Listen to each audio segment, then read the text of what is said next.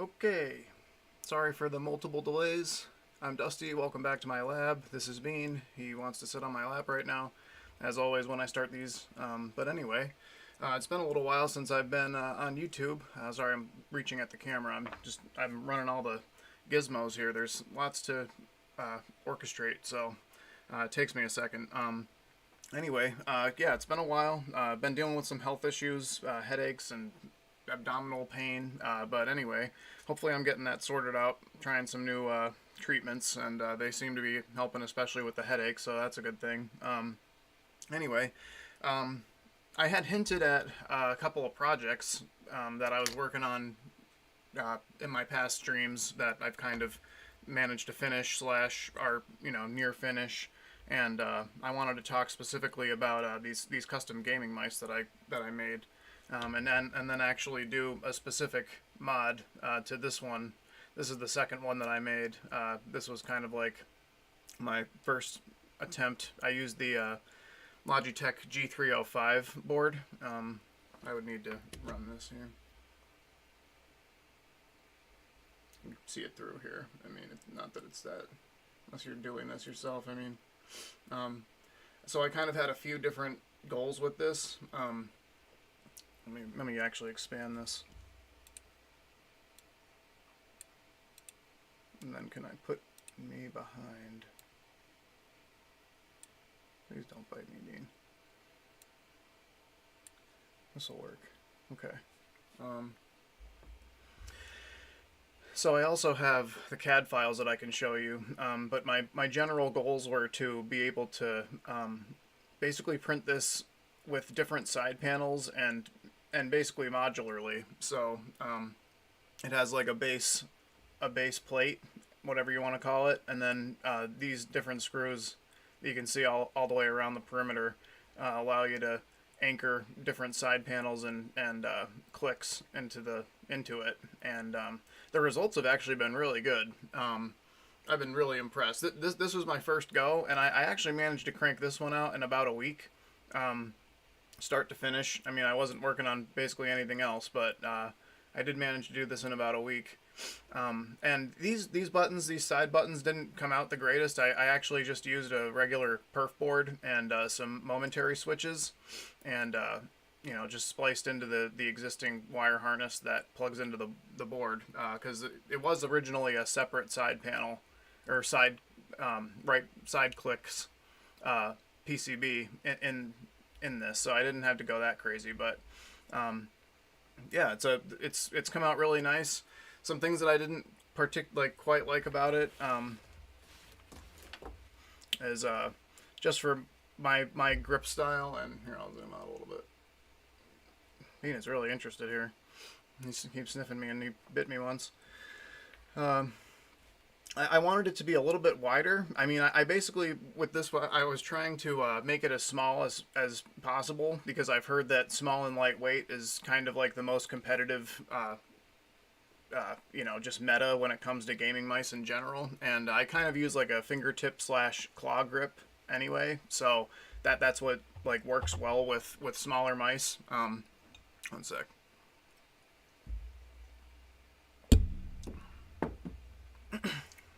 Actually, I'm gonna check. Well, should I check the stream? Hopefully it's working. I don't know. Whatever. Let's just see what happens. I think I will record this though too. Bean keeps biting me. I don't know what your problem is, man. I think that he can tell when I'm distracted and when I can't like direct all my attention at him to scold him or tell him that I'm busy. And he takes advantage of that.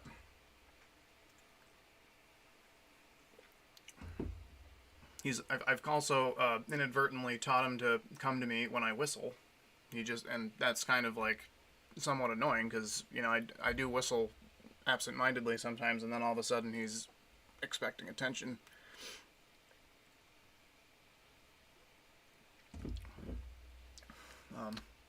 Okay, yeah. So this is also a little bit janky. This isn't perfect at all. It's kind of a this is TPU here, and then this is PETG, I believe, or PLA. I'm not sure, and this is basically just held in place by this TPU that's supposed to work as a diffuser. It doesn't work great, but it does function to an extent. So I can switch through my different DPI settings on this. The second build that I did, the other thing I wanted to do with this is make it ambidextrous. So like, and modular in the sense that like a lot of people, they probably don't want to change the palm rest, even though you easily could. You could change anything about this, which is kind of key. But you would just reprint it. Like you don't, like you redesign it a little bit, change the parameters a bit, whatever you wanted, and then, you know, pick and choose, reprint whatever you want.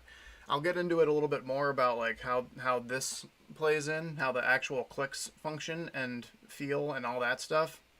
But this print is a little rough. I was struggling a lot to actually get this honeycomb to print right with this PLA Professional from Overture that I had. It was just warping terrible and like curling, you know, and like I was in the process of doing this giant aux fan mod that I'll probably show you in a second here. Because basically what my plan is for this stream is to, I know that I need to do one modification to make this work seamlessly on this newer mouse here. And what I want to do is I want to take, where is it? Oh boy, I already lost it. Okay, here it is. Oh boy, we'll get to use the zoom features now. Okay, this little guy. This is the normal daughter board that works with the Deathadder V2 Pro, the wireless Deathadder version. And now at this point, it's kind of like a dated mouse. I mean, dated by a year or two or whatever. It's like not the newest model, but basically it's like a 20+K response. I don't even know what that means. It's all just buzzwords. I mean, they had great wired and wireless mice back like over 10 years ago, you know, that like in my opinion worked so flawlessly and great that it's all just kind of been meaningless. But this particular mouse does actually have some nice features, and I mean, especially now that it's actually the shape that I want. Oh yeah, I didn't show you that this actually this is kind of neat. So it actually has a removable 18350 battery, and I actually kind of completely redesigned the battery box and made it and salvaged out the metal spring hardware, and yeah, it works nice actually. So I've got to remember which way it goes in now. I can see the red wire. There you go. Okay. It obviously could be cleaned up a lot, but as far as like functionality goes, it works. You know, it's nice.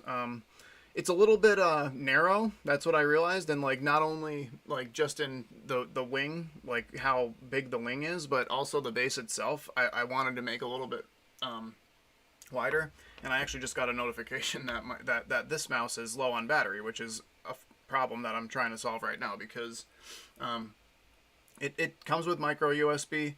I'm not really thrilled about that, and like one nice mod that I think I can do pretty easily is take this little daughter board that I just showed you, and where is this guy?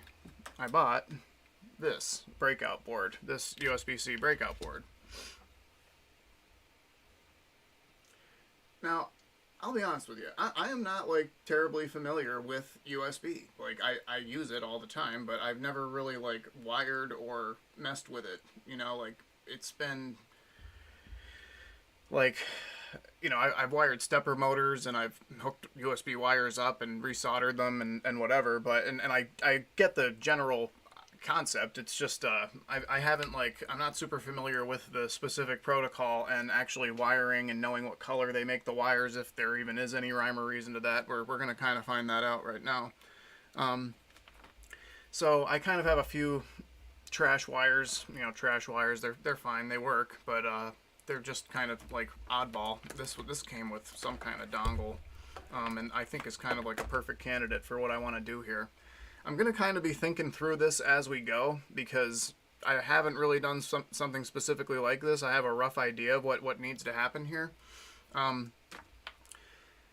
As like a rough background, USB-C is really great for a number of reasons that I'm not even like that well versed in. But the main one is just that it can be plugged in upside, either way. It's bidirectional, whereas micro USB is unidirectional and really frustrating, like USB-A, where you're constantly, switching it upside down and left and right, trying to figure out which way it's supposed to go into the connector. Whereas USB-C is a lot more user friendly. And I believe the way that they do that, especially if you actually look at these, the way that they're doing that is they're kind of just mirroring all the connections, so that and that's why it's a step forward in manufacturing technology too, because it's just more difficult to produce double as many connections kind of redundantly as you technically need.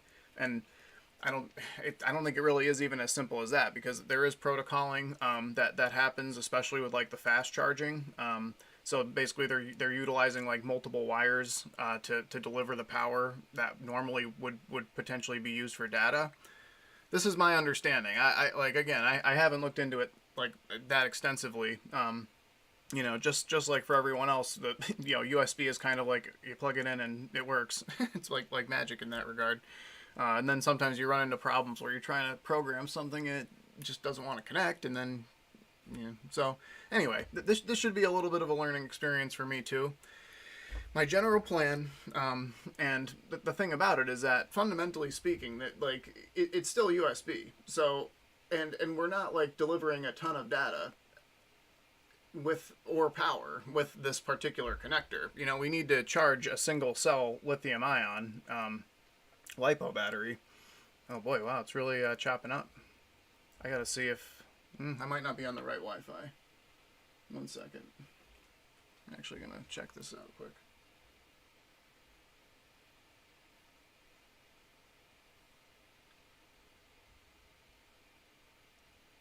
Oh, I am on the right one. All right. Well, if it lags, it lags. It just is what it is, I guess. Yeah. So there's 4 connections, and we should be able to find those same 4 basic connections here because it is the same thing, right? And the thing about this nice wire that I have is that it is a Hydra, and that it has a whoops, let's zoom out. It has a USB female to a short micro USB, and then to a male USB.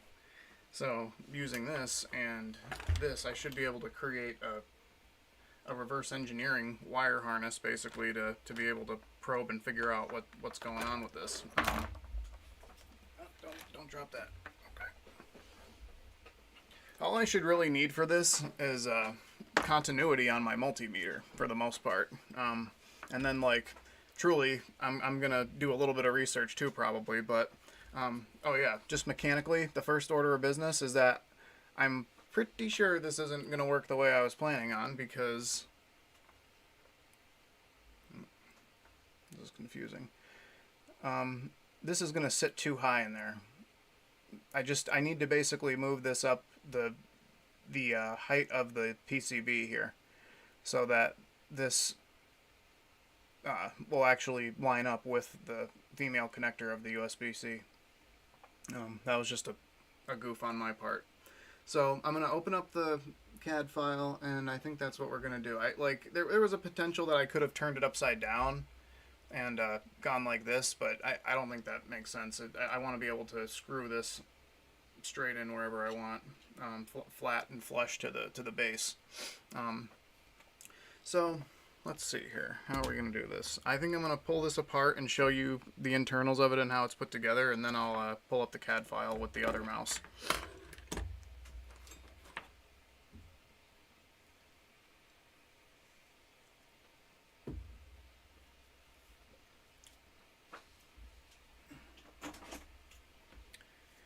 think that I forgot my good screwdriver upstairs, actually, but I don't think it should matter.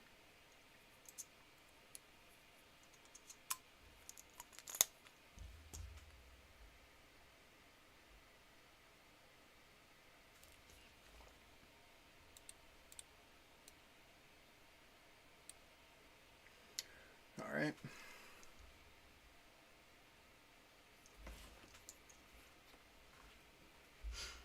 So this is actually in the process of dying right now because I can't charge it, right? So you can see, this is TPU, by the way, these covers that I came up with.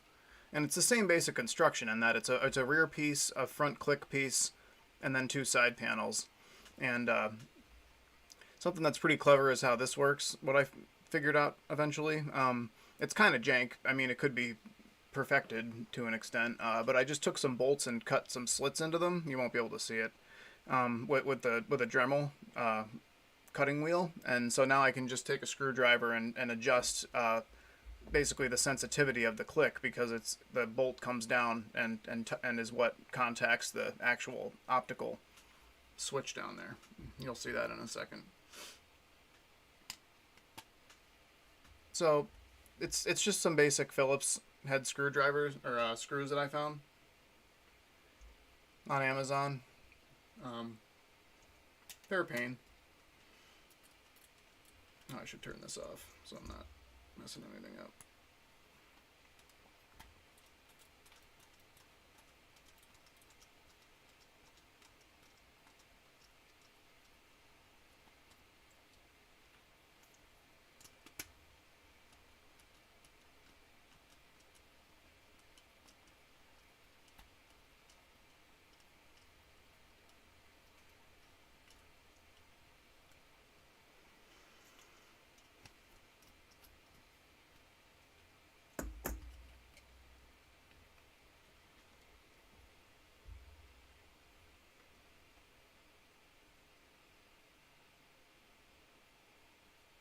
Pretty cool. Came out nice. So what you'll find, and what I found, and like I eventually just gave up on the honeycomb entirely, and thought this actually looked pretty cool too. This vertical grill thing is like the thicker and beefier that this is, the stiffer your clicks are going to be, right? So like, in something else that you could do is you could make the two separate clicks, and then you'd probably need two screws a piece, but that would make it even like squishier, you know. And you could play with this and try to find what you actually wanted. You know, not only the the actual design of it, but like maybe you could shave it down a little bit more, or you could just print it in a different PLA or PETG or whatever you wanted. I did do the original one that I printed actually was all PETG side panels and clicks and back palm rest. It was all white, and I did it out of the what this is, this translucent clear PETG, and it was nice. Oh, we got hair in here from the cats. Nice. Yeah, this is nice though. This came out really. I was really pleased with this, and I mean it like, you can criticize the look if you want. I mean I mostly was going for functionality, and the look was definitely secondary, especially on this one. But I think it came out really nice. It was a little bit tricky just to get the holes lined up right for the PCB. But it's not that much work. It's not that hard. And then beyond that, you can actually see the female, this port here, that needs the daughter board connected, which does the DPI up and down, and also the two side buttons that it came with. This is the actual top from the Deathadder, and yeah, here's the I actually had to buy two. So just food for thought. It's interesting. Razer is a little bit of a hot mess with their firmware, it seems like, because I was trying to update the firmware on this thing, kind of unnecessarily. I shouldn't have done it. You know, it didn't need to happen, especially not yet. But I had the thing plugged in because I was basically trying to give it a full charge before I ripped it apart and started tinkering with it, and in the process of it updating the firmware in the dongle, it actually completely corrupted the firmware in the mouse. So I don't know. Think about it. I'm almost positive I didn't do anything hardware-wise to it, because it was together pretty much. Like it was. I don't know. Whatever. It surprised me. But yeah, I gotta rob the daughter board out of this, and really all of this is pretty simple. Like, I'm not sure if they probably do a continuous current through all these buttons, and then continuous voltage, and then like when it's interrupted, that's when that's when it sends a click. I honestly didn't even check. I just knew how it was wired, and the original one that I did over here, you know, it's only like 3 wires or whatever, and you know, there's like basically one ground, and then the rest of them are the buttons. So yeah, you just got to figure out which ones are which. In this case, I just didn't really care. I just switched them around. But yeah, so this one, the original one I wanted to have a removable battery. Frankly, like especially with how dainty of a gaming mouse this is, and the fact that it has no lights in it, it'll like this 18350 will probably last 2 years before I'll have to even switch it out. And like, yeah, it's nice and hot swappable, but it, you know, I won't have to switch it. It's kind of stupidly engineered then, if you want to think of it that way. But it was just it was just my first attempt. Then this one, I kind of wanted to go more for, because I wasn't like super thrilled in how this one was performing as far as like gaming mouse wise. The clicks were a little bit too stiff. It was a little too small. You know, the base was a little too small, but I liked it for the idea of it lasting, you know, 2 years on one charge, and then also just it kind of like being my beater mouse or like my travel mouse. And so that I think that's kind of like what the deal is going to be. Whereas this one is like my gamer mouse. So like, and it's actually really nice for that. It really fits my grip style well. And the clicks, I mean, I'm gonna actually reprint this right now. This is the one I'm gonna reprint. So the clicks will change a little bit, but hopefully not too much in how they feel. I'm not gonna adjust the grill style or anything. I don't think. I'm just gonna leave it the same. I think I have. Yeah, I just bought some matte PLA that I want to use. This was that PLA Professional, like I said, and it was a pain, man. Like it just always was, and like I kept thinking that I was like doing something wrong, but it really was just that stuff. Apparently, like the matte, like especially matte black filaments are really just hard to print. But yeah, so my main goal here is to be able to actually charge this battery, because I can't remove it, right? At least not easily.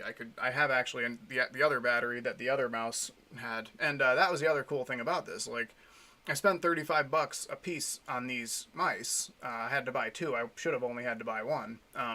But like, you know, originally they were an over $100 mouse. It's a high performance RGB wireless gaming mouse, you know, from Razer, so it's pretty sick. Yeah, so for like, unfortunately, 70 rather than $35, I was able to whip this up for myself, which kind of has everything that I wanted. Oh yeah, so I should plug this. What kind of like inspired me to do this was Optimum Tech. If you've ever seen Optimum Tech's videos, you definitely, if you haven't, you definitely should. He does great work. And he like competitively plays FPS shooters. I think he plays a lot of Overwatch, but the main thing that I follow him for is he builds small form factor PCs, like top notch, highest end stuff. It's just a niche that I'm interested in. But he basically printed his own like single piece resin frame for a gaming mouse, and ripped the innards out of a Viper, like the newest Razer Viper 2 Pro. But like that was like $130 or $140 to buy that one right now. And so here's the thing: like if I can then put USB-C on this, then you know, then I'll be really happy, because then I won't have the old crappy micro USB on like basically indistinguishable hardware from the newest and latest and greatest mouse. Yeah, so let's try to actually get it done and just stop talking about it. But yeah, you should be like up to speed then, like what I've been doing, what I'm trying to do, what the plan is. The plan basically, as far as like trying to figure this out, is and this is still like kind of forming in my brain. I kind of think I need to try to just do it until like before I can actually make it work, or like have the full plan in my mind. I'm gonna basically plug this in, if you can see what I'm doing the right way, hopefully, and probe these 4 contacts here, and then either use a combination of splicing in a USB-C connection, or looking online and reading a diagram. I'm not sure, but then I should be able to then wire up this to the corresponding female header on the actual board here. So you can see, which one is it? It's actually, here, I can zoom right in on it, watch. Look at how fancy that is. Yeah, so that one there, it's interesting. I thought, I got a little confused at one point because I plugged the daughter board, or tried to plug the daughter board into that second header there, but there is no header soldered on. I wonder if that's for the next version or something, that they're just planning ahead, but anyway. Yeah, it isn't super light. Like, honestly, which people go crazy for. Everyone's trying to get the lightest absolute mouse, but I don't know. I'm not like that crazy about that. And I mean, I used to be one of these people who thought it was nice to put weights in your mouse. So I mean, I don't like that anymore, you know. But like this seems like a really good weight to me. So I've been happy with that too. All right, let's see here. Let's shrink some stuff down and quickly whip this up.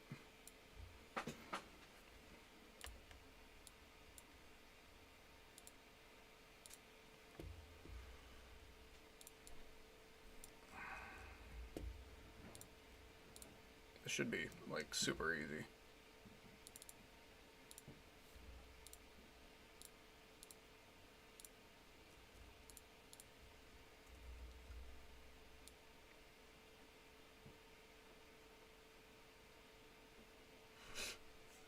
Just to be safe, I think I'm going to be a little bit aggressive with it.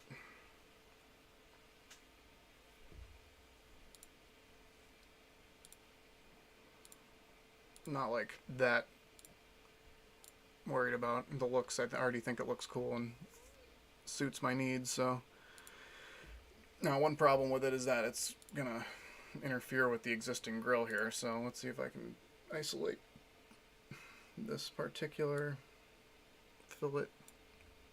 Probably can't. Oh, well, there that one.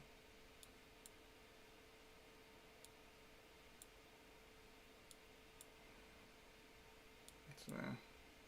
Which one is it?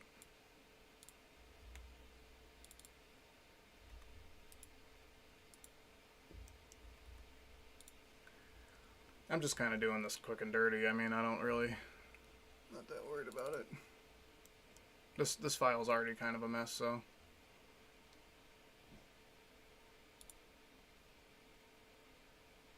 I think I'm just going to rebuild this slot.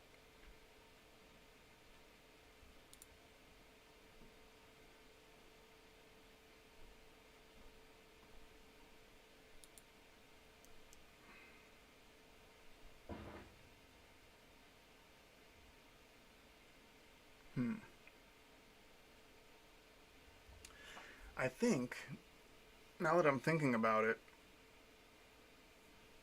I can't actually center this now, because something that I had to do here.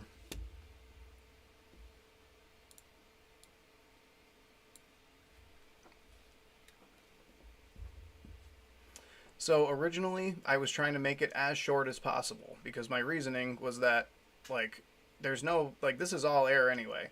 So like any more length that I give it is just gonna be more weight, right? So like I originally tried to make it as short as possible, but something that I ran into as a problem was that this mouse wheel was running into it, and I just couldn't figure out a good way to make it like work basically, without like reprinting an entire mouse wheel piece, which I really didn't want to do because I like the size of it. It's a bigger, beefier, larger diameter mouse wheel, which is cool.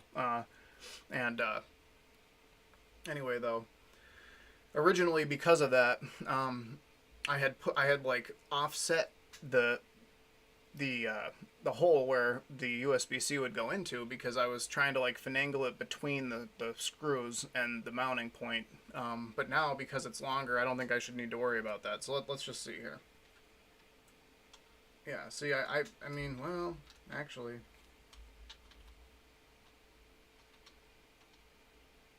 it's irritating because it really doesn't. Okay, well, no, I'm wrong. Okay, so maybe it does need to stay there.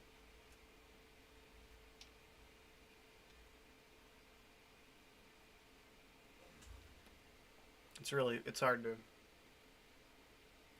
So, like, I'm moving this across here, and, like, this is the only position where it seems to want to rest correctly. Like, where I have room for it, where it'll actually go. Because of where the bolts come in.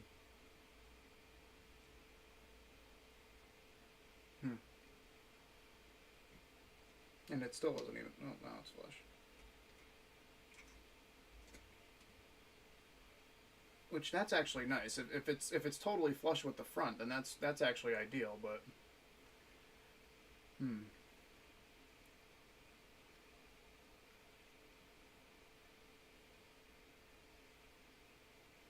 About half on the mouse wheel. That's pretty much where I've got it. And it'll actually... I have a little bit of play to that direction. Which is kind of what I need. It needs to be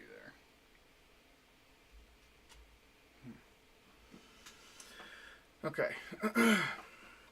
I think I'm just... Alright. I'm going to just go with basically a less aggressive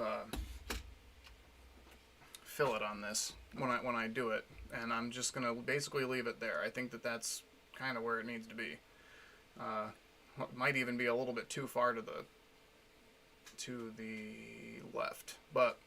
we'll see what happens, and honestly, if it is, I will probably wind up just shaving it down a little bit where it's hitting in the corner. I want to kind of avoid that, but whatever. We're gonna split the difference. We'll compensate a little bit in the print, and then if worse comes to worse, we'll have to compensate by cutting it down. So let's just do this.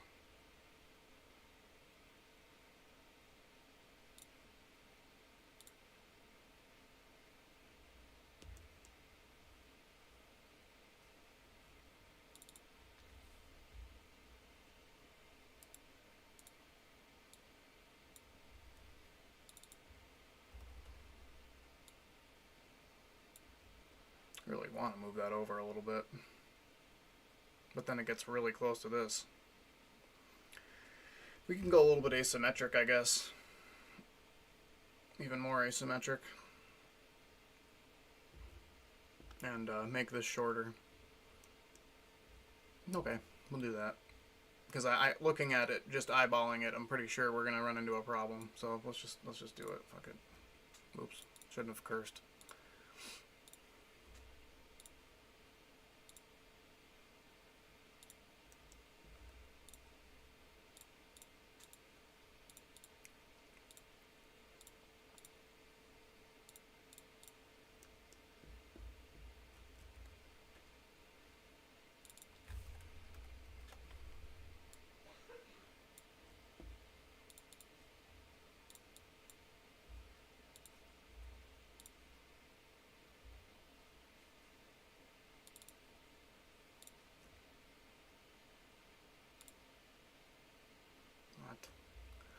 No.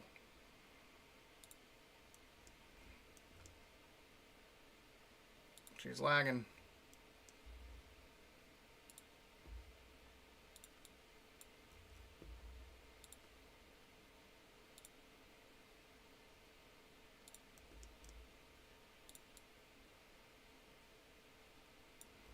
We should hide some stuff.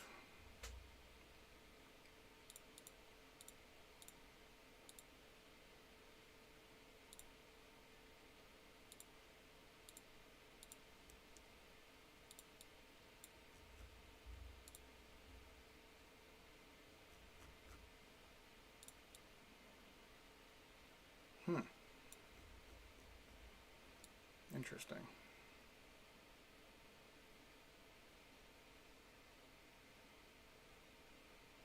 It's a little goofy. The cut wasn't at that right angle. Yeah. Okay, that's okay. We'll compensate.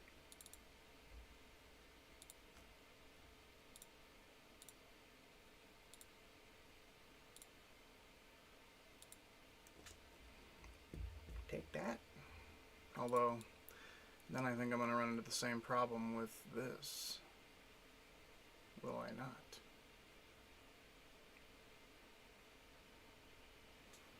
If I totally fill them in, then I won't.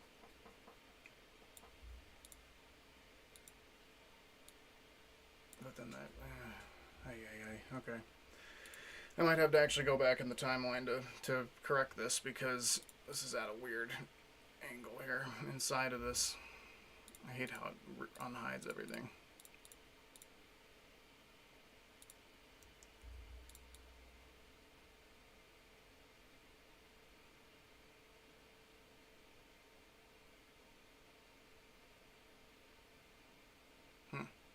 Okay. I'm not going to delete that, but we are going to have to go back here. Where exactly did this happen? It was...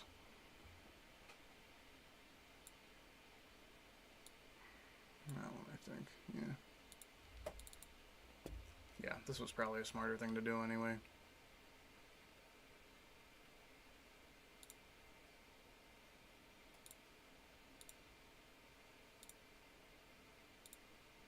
Oops. That's not what I want to do.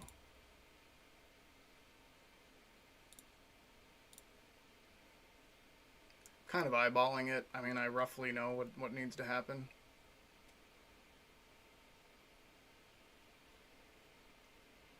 Just do 12 flat.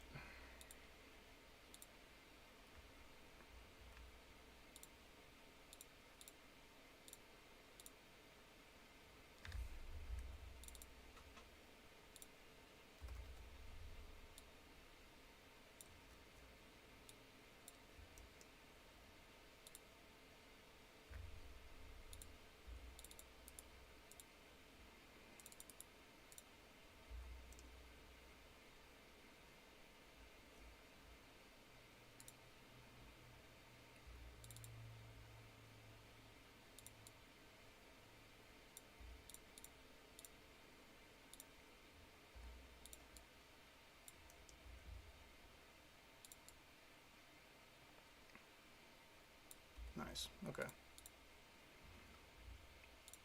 Now we just gotta do this.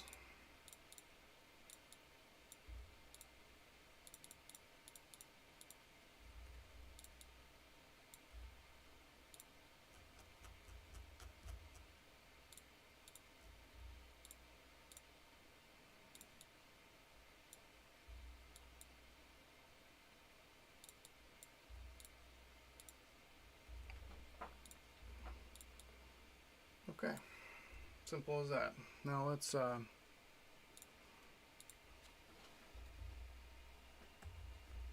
the heck?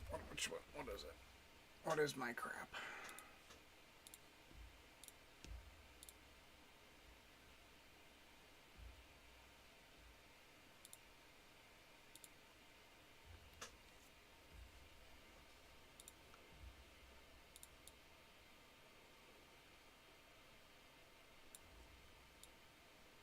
Cool. That should work. I imagine that should work.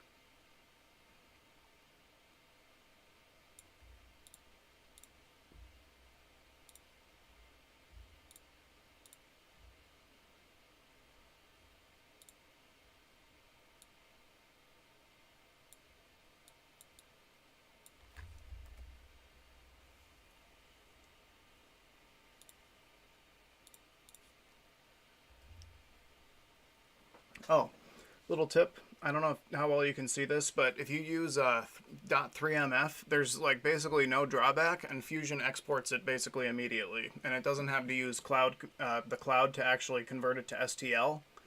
It's way better. I haven't found any problems with it, and it actually will give you a preview of the 3D model in your Explorer. At least it does for me. And this has... what does this have? Is this Windows? This is only Windows 10 still. I have Windows 11 on my big rig, and it... yeah, I'm sure it does too.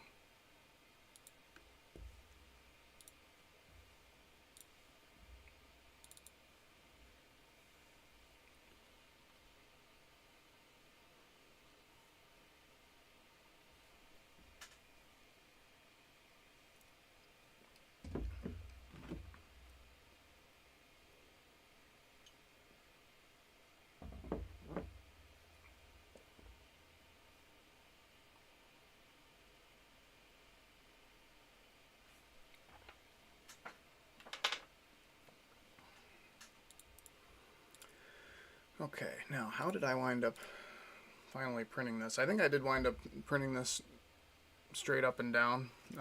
Yeah, this was definitely the interface layer here on the bottom. And then, which is painstaking and sucky, but, you know, if you want to get the finish you want, then you got to do what you got to do, right? So that's the trade-off to FDM.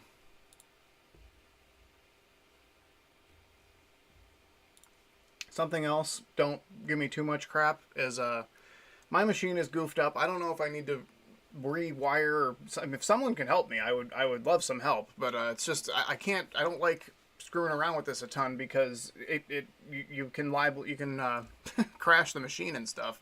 So basically what's happening is my X and Y is mirrored, and like it thinks that the back of the bed is the front. So like if it's oriented backwards and mirrored in my slicer, then it's actually pointing correctly and frontwards at me. So it's just and it's really frustrating, because I've, you know, had to abort prints and stuff because I realized that I didn't do that little step, and like you don't need to do it for things that are symmetrical, but if you have threads or anything that has a right and a left side, then you have to. It's a nightmare.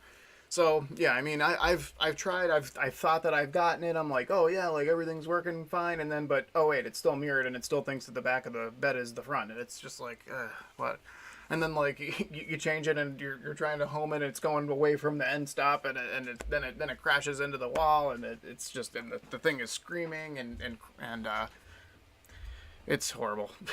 But yeah, this machine has been a pain, but also like fairly reliable. It like I've said that it's been pretty much primarily user error, and I think that's completely true. Like, oh yeah, some blunder that I'll shed some light on in a second is like I actually replaced all the wheels on this without understanding like how to properly tighten them, and I just kind of got lucky that they were in a semi-okay position, but it's not rocket science. It's super easy. I mean, there's basically it's not complicated. There's eccentric nuts, they're called, and basically if you imagine a nut with, you know, the hexagonal shape or whatever, it might be octagonal, I don't know, but you basically the center of that nut is not actually in the center. Like, so where the bolt shaft, whatever, like actually goes through is not in the center of the nut. So when you twist the nut, it actually changes the position up and down and left to right to an extent of the wheel itself. So then you can tighten the wheel down on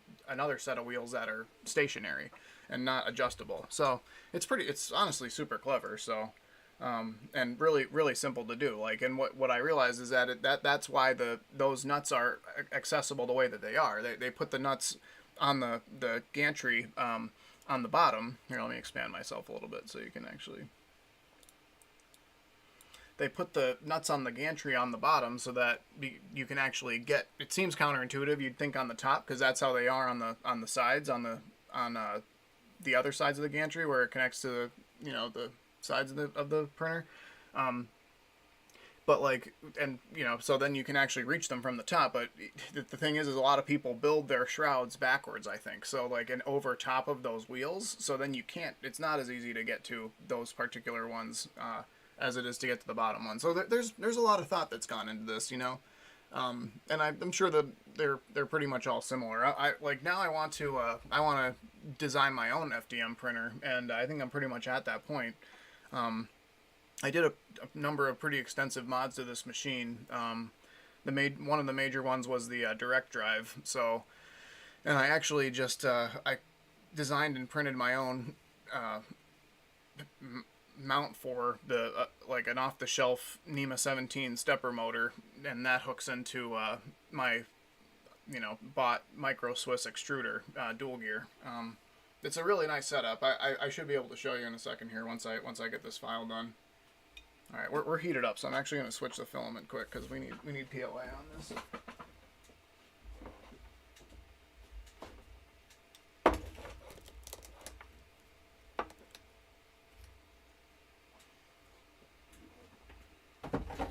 This is a little jank. I was trying to do another mod, and I kind of have aborted it because I had a few failed prints that were kind of a nightmare. So I was trying to like basically make this dry box completely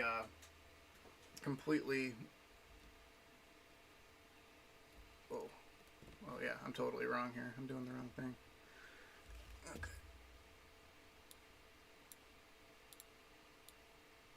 I was trying to make my dry box completely frictionless, basically. So then, because when you do a direct drive, the direct drives are not like as beefy of a motor.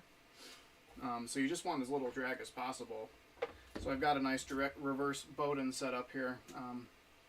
After I switch the filament, I'll actually take the camera off the mount and I can show you these mods because they're pretty cool. There's a lot of things that you can do to an Ender 6.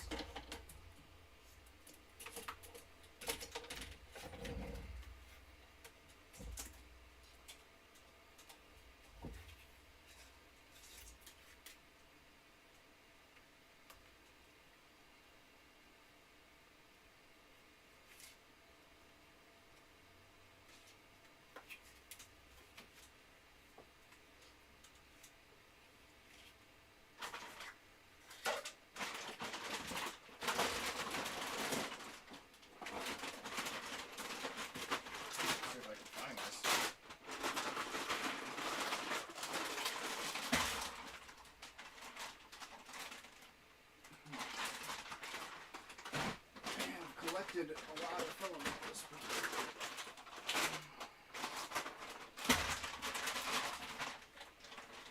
Definitely need a better organization strategy, but it gets overwhelming. That's what I'm gonna say.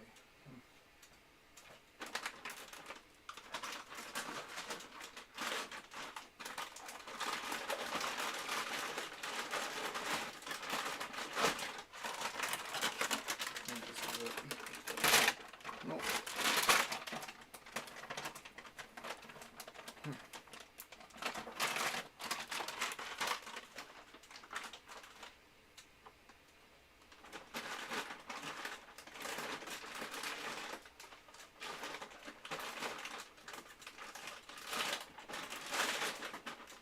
What's funny is I thought it was in a fresh bag that I hadn't even really opened yet.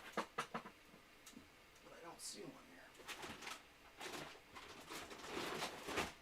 That's definitely not it.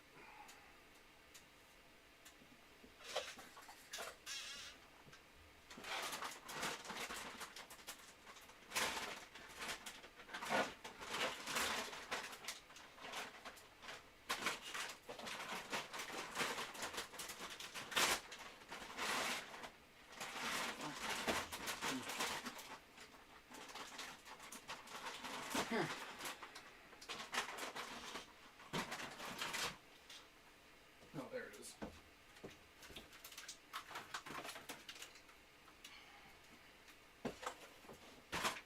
It was not opened yet.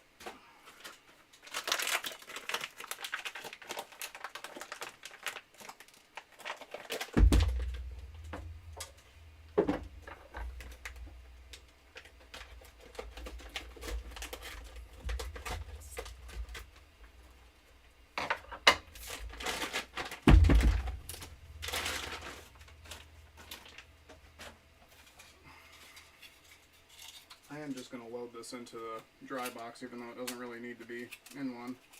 Supposedly, I actually found that that PLA Professional that I didn't really like very much, that was also matte black. It was hygroscopic. It didn't really seem to change the print qualities of it very much, but like you could actually see that the like the finish of it was significantly different. This is pretty nice. This feels very similar to the PLA Professional that I had. I just tried regular like matte PLA this time because I didn't see any advantage to the other stuff. If anything, that stuff is like more bendy. Like it'll deform more. Man, this is going through this pretty tight. Not thrilled about that.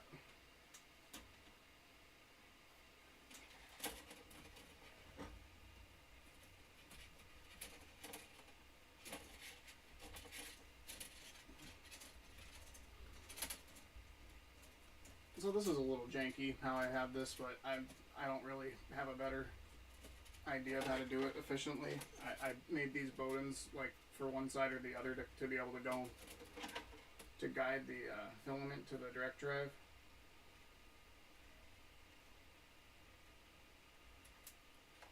There we go. Okay.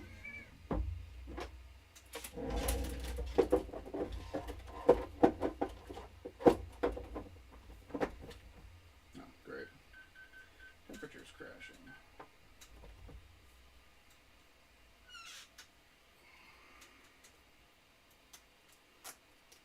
I had a, I don't really have a good way of doing this. Let's see.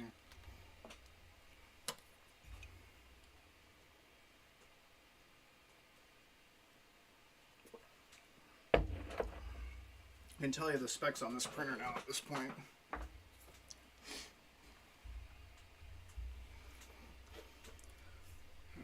Okay, is that gonna work?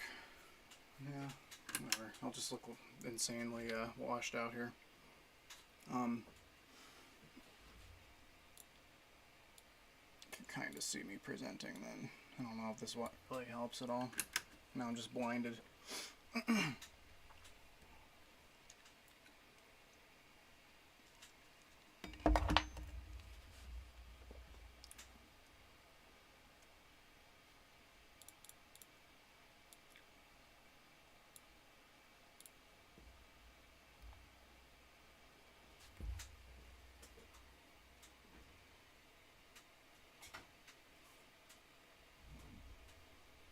So, let's see. I'm going to pull this off here now.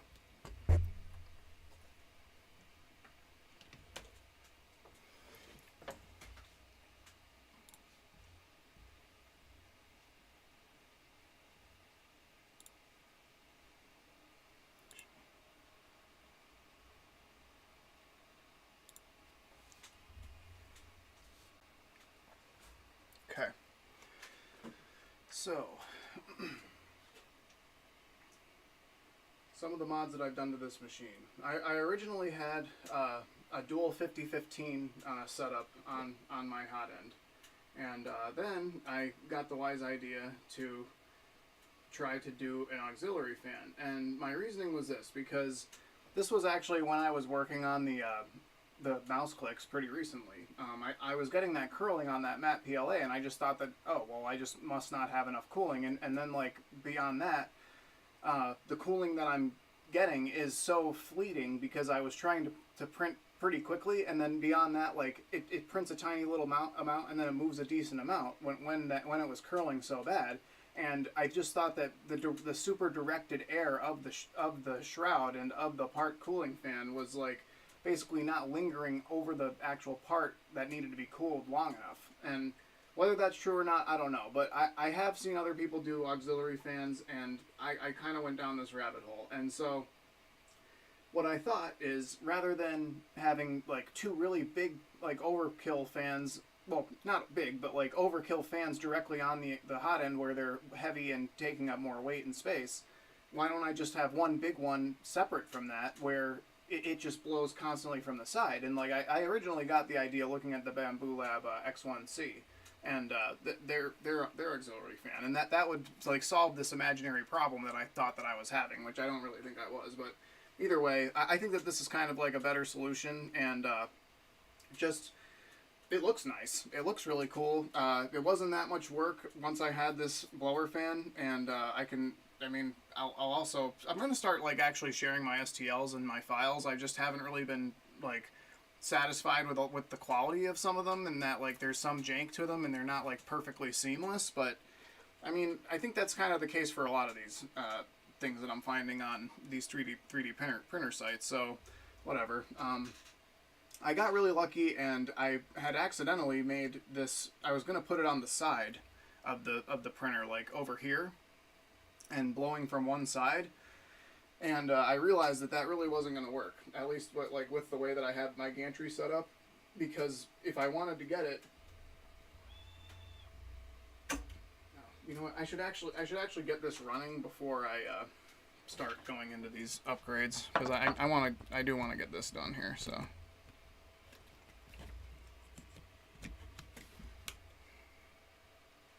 1 second. Let's just do that.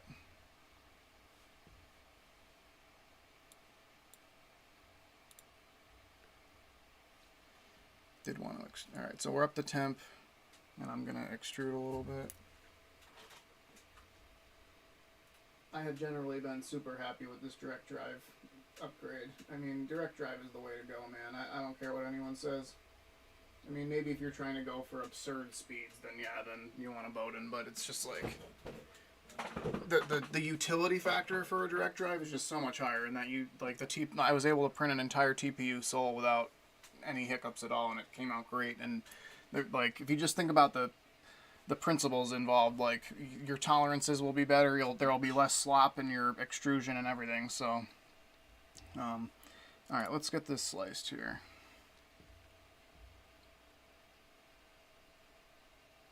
And I made a profile for this, you know, trying to make it as light as possible, basically. Like, only 2 walls, only 2 passes on the walls, only 3 top and bottom layers.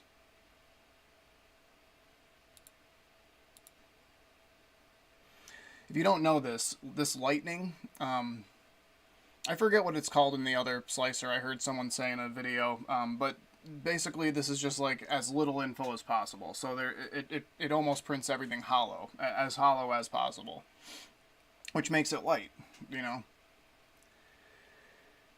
That temperature will work. I have been able to push the speeds pretty decently high now that I'm doing a few things with this printer. It doesn't have linear rails or any of the fancier stuff that you really want, like if you're going to do higher speed printing. And the truth is, and I have heard this from other people, that the Ender 6 in general is just not a super rigid frame or square. So it's not, you get really bad vibrations and stuff, like when you try to push it really far, and then like at a certain point it's like, oh, well, I might as well just build a whole new printer if I'm going to change the frame of it. So it's like, that's pretty much where I'm at. Like, this printer prints fast enough for me right now, and the next one that I want, I think, you know, I would love to have an X1C just to, like, get the job done, you know, but, like, at the same time, they're really expensive, and, I mean, realistically, I should get a P1P, but it just seems like it's in a weird, like, limbo where it's upgradable and, like, meant to be customized, but also you're totally stuck with that stuff. I don't know. That's just my feeling with it. Alright, now I gotta make sure I actually mirror this. Okay, good. Yeah, this is the fun, confusing parts of this.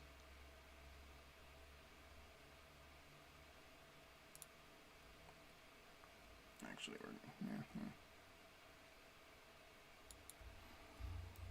I don't know why it goes yellow when you go up to 55 on that. I mean, I've gotten away with it. It hasn't been a problem, so I don't understand it.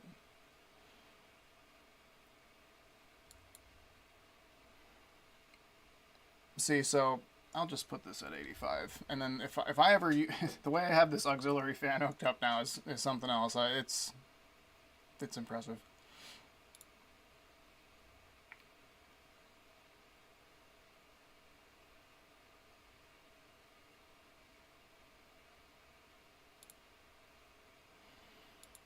I don't think there's really any hurt to a brim on this right now. Comes off real easy. I don't know about coasting and combing. I don't know the difference between them really, and I mean, whatever. It doesn't seem to help very much, and then I get concerned that then it just collides more with the piece.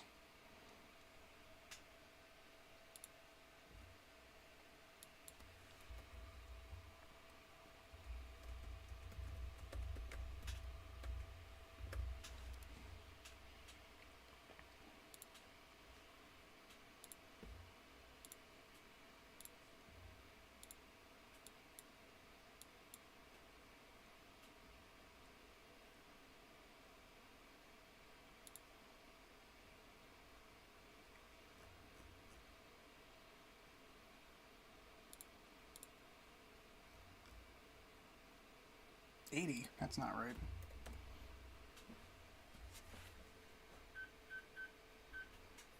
Oh, that's messed up. It's messed up in my file.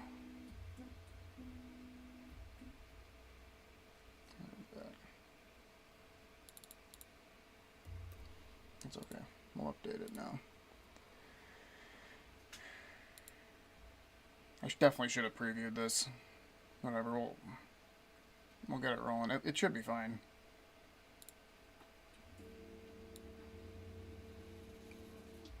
Looks pretty good. Alright. So what I actually do is I've gotten to the point where I just level this guy by eye. I just let it do its skirt or brim, and then I'll get it roughly close. Maybe in the beginning, but usually already is pretty close.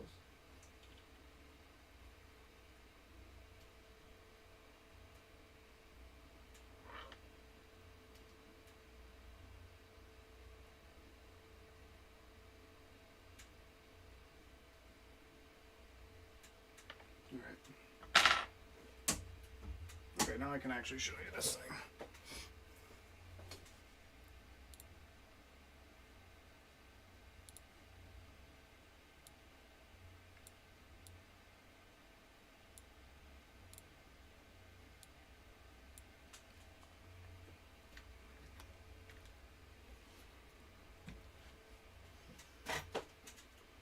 Okay, so first things first. I don't know. I think I definitely went over this in another video, but I have a clipperized Raspberry Pi, and to be true, like completely honest, I really should have incorporated all of this crap and just done it with the Raspberry Pi. But I am an idiot, and I lost the password to the Raspberry Pi, and then I was having a ton of trouble like redoing it without like losing all of my settings and just having a nightmare. So I was tinkering around with it a ton, and then I just decided, you know, whatever. I know how to program up an Arduino quick, so I just built this perf board, hook up quick, and it's really just a couple terminals, a relay, 2 potentiometers, a couple momentaries, and then a Arduino Jow, and then this little cute cover I made for it. But yeah, so what I'm controlling with that is actually the lights and also this this fan here. So this will get kind of loud. So I guess I'll just show you that the way I have it programmed and wired now is that this top potentiometer turns on and throttles the fan. You'll hear that kick on. And it really is absurdly strong. And then something else that I came up with, and what I realized was kind of a cool functionality, is I actually made this so that it's a filter. So when the filter's on there, it limits the strength a ton, but it still works. So it still works as an aux fan a little bit, especially if you turn it way up. Right now, it's totally unnecessary because we're just doing the first layer here. But I also hooked up just a light strip here in the back, an addressable RGB. And it's not like the nicest white quality or anything like that, and also the programming for this is a little goofy. Like the debounce, I think, is what it's called, is like all goofed. So like it just cycles through all these weird preset settings in the library that it has. Like, what is this? I don't know. There you go. So, but yeah, just as like as lights, it's nice. I need to buy like a cheapo little Raspberry Pi camera so I can actually monitor stuff. I did have a camera down here, but then it got corrupted. I don't know. It was an old surveillance camera. Yeah, this thing is pretty sweet. Turn on this light again. It's a beefy. I don't even know what Tim said. You can read it right there. It's 1.8 amps at 12 volts, so it's got a decent amount of power. And I mean, I'm probably not using this correctly. That's a legit HEPA filter, gas mask filter. But you know, whatever. It does seem to cut down on the smell from things. And I'm not like trying to use it to, you know, fully filter like ABS or anything like that. But I just thought, like, especially for like PLA and whatnot, that just for basic stuff, like it would be nice to have some filtration. Which actually, speaking of which, we are doing PLA right now. So the way I have this programmed is that it reads this potentiometer constantly, and then it will switch the relay to like turn it on its lowest setting. Because like the problem that I was running into is the audio might be all goofed up on this. I'm sorry if it is. Um, the problem was is that without the filter on it, it like even the lowest setting, like sending the lowest PWM setting to the fan was just way too much, and it would actually thermal runaway on the hot end. So now it's not so bad, but I did want a way to like completely cut power to the fan because not it's also loud, even at its lowest setting. So anyway, like right now with the filter on it, like that's pretty much as low as it goes, and I can feel it and it a little bit, and it's filtering air, so that's pretty nice. Oh yeah, and then this potentiometer, you can't really see it now, but this affects the brightness of the lights. It's nothing too complicated. I actually just for craps, I used ChatGPT to help me program this thing, the Arduino, and it was pretty easy. I needed to know what I was doing, like to make it actually work, but I eventually got it. Something I'd also like to include, like once I start sharing my files, is I didn't come up with the spine drag chain, but I've seen most people using it as like a more traditional drag, in that they have like one direction and then the other direction, and there's like a coupling. Whereas like this, I think, is called an umbilical style, and so I don't know how applicable this will be, but this will work on a NEMA 17. This little hookup here, if I zoom in, that I printed. So this anchors and like directs it so that it'll actually like stay rigid and upright. And then this is actually it doesn't really need to, and it doesn't have a ton of play, but this is on a bearing, so there's like zero friction here, and it'll just turn wherever it needs to turn, and it kind of just reaches over diagonally.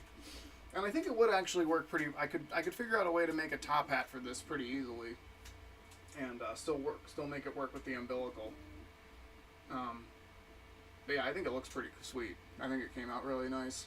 I like the combination of the corrugated and the drag chain, even though some people would say that kind of defeats the purpose. But I don't know. I think it looks cool. Yeah. I honestly haven't even done the input shaping on this yet. I haven't done pressure advance or input shaping on this. I've just always been migrating this accelerometer around, and it's always generally been other problems than that, you know what I mean? And then like as far as like the input shaping, yeah, I get artifacts and stuff, but this is a really vibrating machine as it is, so I don't know how much I'm like kind of pissing in the wind when it comes to trying to fix that. Like I should just kind of accept that this is kind of a slower machine and take what I've learned and then build a new one. But yeah, I don't know. I mean, I'm really pleased with the fact that it was pretty easy to put a direct drive on this, and now it can print just about anything. I have a V6 on this, which frankly the V6 is a dinosaur. I want to switch away from that as soon as possible, because I mean it just doesn't make sense. Like you want to switch a nozzle and you're twisting the whole thing apart in an unpredictable way, and / you have to hold on to a hot sock / heater block, and it's just as you're doing it, it just doesn't make sense. I would probably, I'm going to try to switch to the Dragon Lab, or the Triangle Lab Dragon hot end next. It looks really nice. The one creator, Modbot, kind of turned me on to it. I watched one of his videos from like a year ago or whatever. I don't know. I mean, I don't really get Z-wobble on this thing. I see people talking about that, on like their Ender 3s and shit, and I mean, yeah, this is a Core XY, so it's a lot different, but it only has like a single spindle, and then it runs on 2 tracks, which I guess the 2 tracks is good enough, like, I don't know. I mean, that has not really been the issue. It's always been something else. Original belts, like I said, I switched the wheels, even though I never got flat spots on the original wheels. I just kind of thought it was time because they had deteriorated a decent amount. And then ironically enough, and I think it was because I didn't have them tightened correctly, I did get a flat spot on one of these new wheels. And just so people know what that means, like for me anyway, what it meant was that there was a crack that developed in the wheel, and then like that crack like allowed it to be more depressed in that spot, and then that was therefore a flat spot. And then like how that feels when you're moving the gantry is just, you'll just hit like a lump, like every like a predictable amount, like in one direction or another, and then you just isolate which wheel it is, but yeah, I don't know, it's been it's been a journey. I feel confident enough to design and print, like partially print my own printer now. At this point, this came out really nice too. This off the shelf stepper motor and hooked into the Micro Swiss dual extruder, and then into the V6 there. It really did. I'm really pleased with it. But yeah. Okay. Oh well. Yeah. I guess we should do what I actually planned on doing.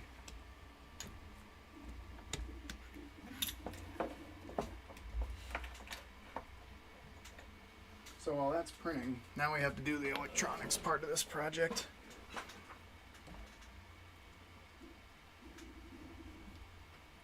Kind of running out of steam a little bit. I feel like I spent a ton of energy just catching up on stuff with this.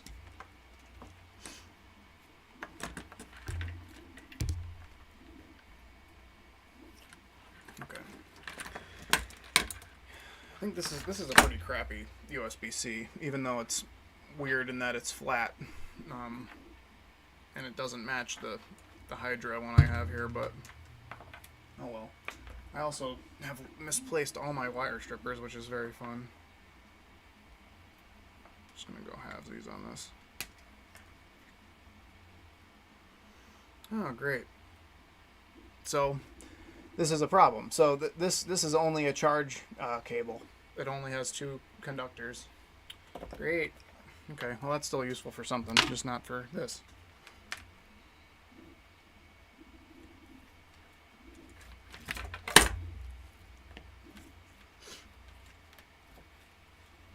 I'm sure that this has... Oh yeah, okay. Might get to see me cut myself in real time with this. These side cutters are deadly.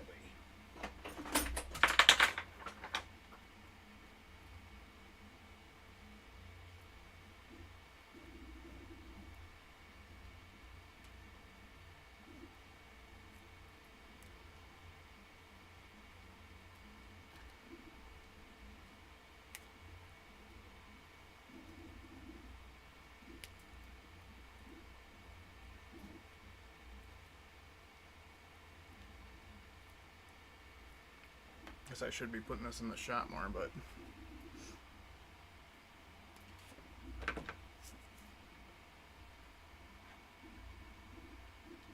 I think I'm gonna have to take this board out of here anyway.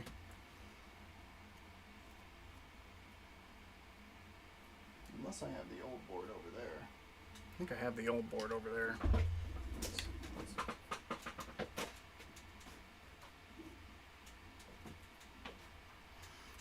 There's no reason this shouldn't be the same.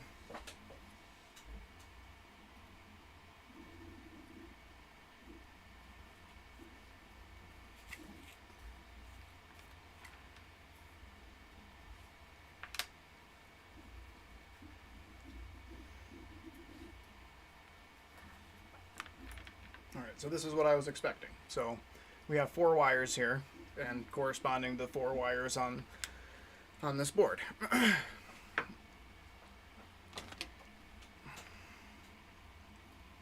Black, red, and then white and green are usually for data.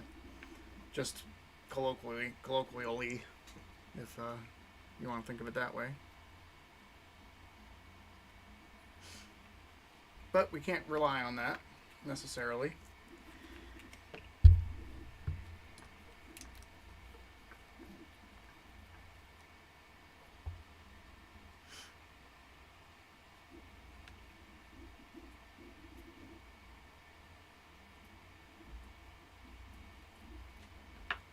Okay.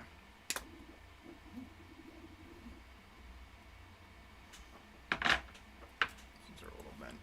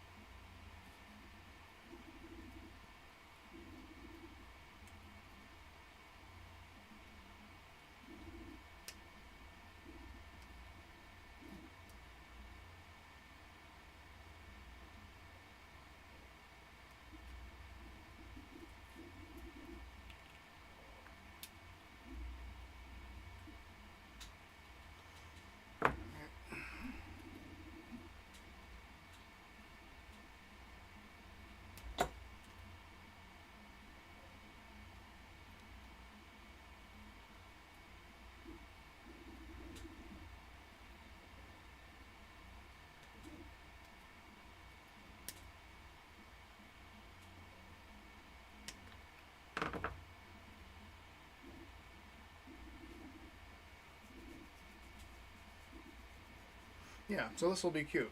So what we can do is, oh, maybe I shouldn't have done that. Okay. So, wait a second. Let me think about this. No, yeah, that was right. Okay, so what we're going to do is we'll take this Hydra, take these 4 wires, connect them. They should connect via color. That's pretty reliable. I'm pretty sure they copy it with every USB if it's a decent one. And then we'll plug it into here. And then we'll just correspond it to the right wires, right? Not too hard. Now, we're just going to solder it up. I'm going to do it right.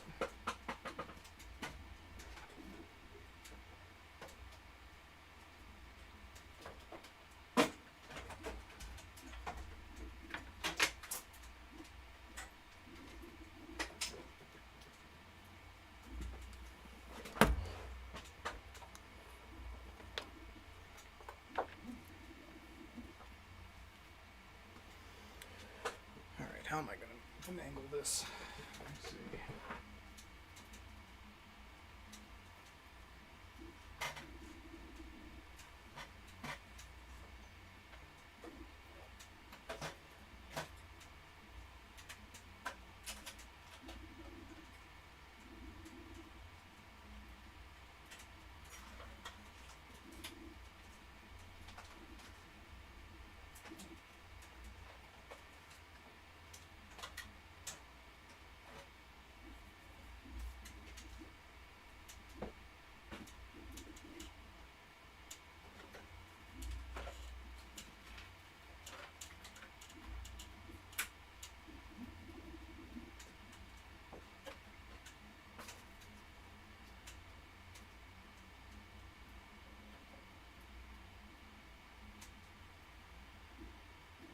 It's looking pretty good.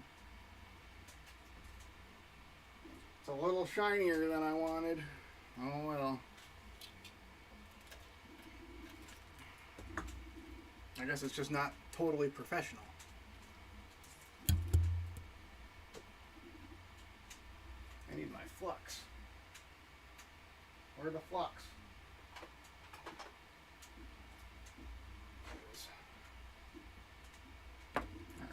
And then we'll just make a little diagram.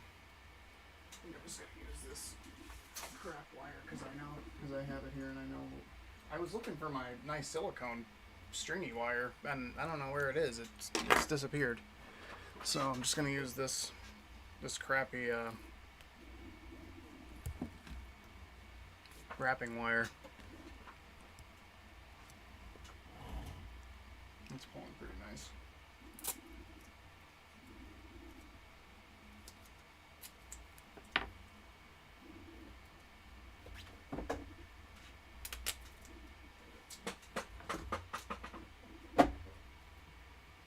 This is my hillbilly solution for now, just taping up the sides of my dry box. I have it like goofed up and turned around so I can like turn it on from the front without and still have the hole coming out of the back. It's silly.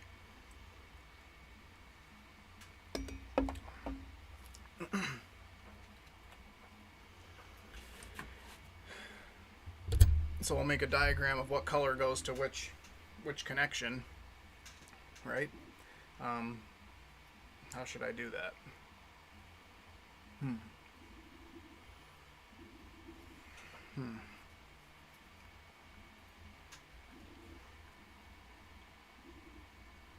What I might do, as blasphemous as this is,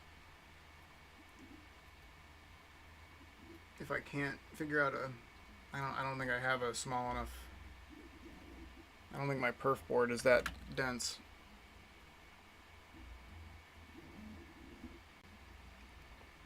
So like, here's my issue. How do I actually, in a nice way, solder into this? Especially considering that there's, like, on the one that I need to go into, there is no mask, right? It's this one. I could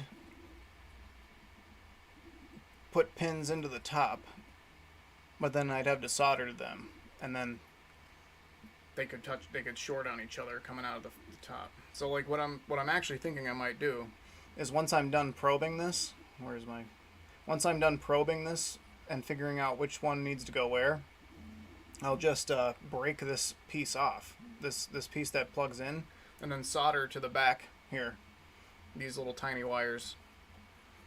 Let's see if I can pull it off. I think that's my plan.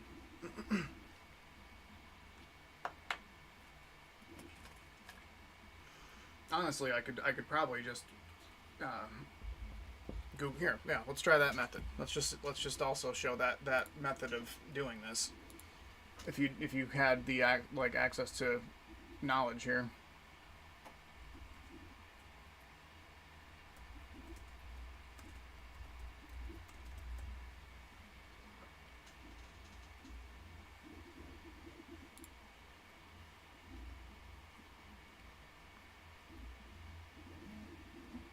Yep. Data minus, data plus. Pretty simple. So,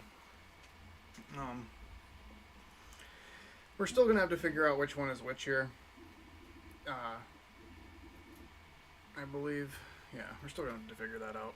So whatever. Let's just solder this up.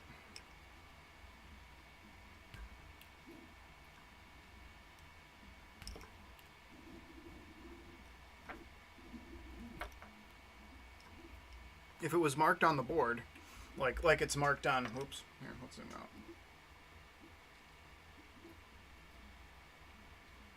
You see, this is marked on the board. We've got data plus, data minus, V plus, and ground. You know, simple as that. And that's the only four we need right now for this application of USB. But I still don't. This is still a mystery as to where that correlates on these 4 pins. So I can already now, know that okay, my green, red, black, and white are going to be whatever on this. But I don't know what that correlates to on here still. So got to figure that out.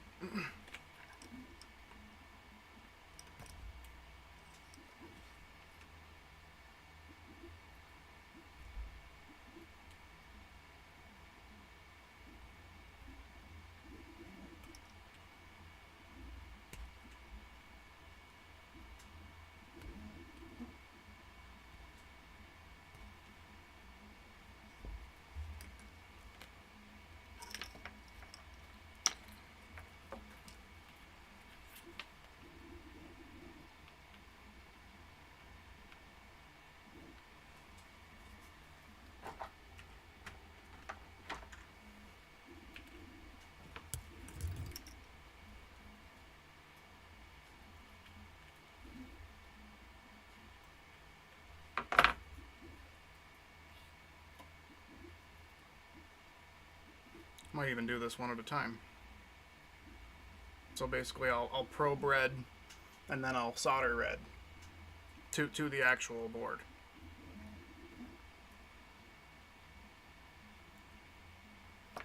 Yeah.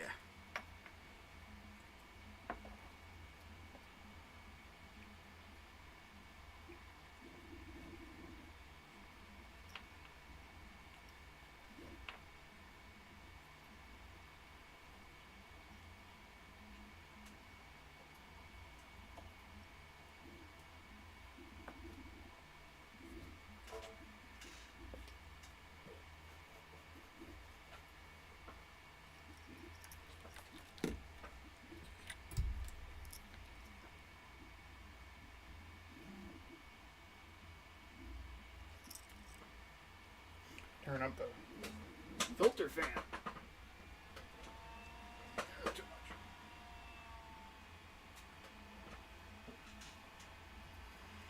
Okay.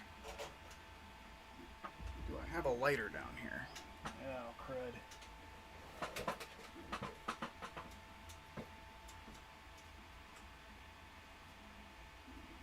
I will be right back.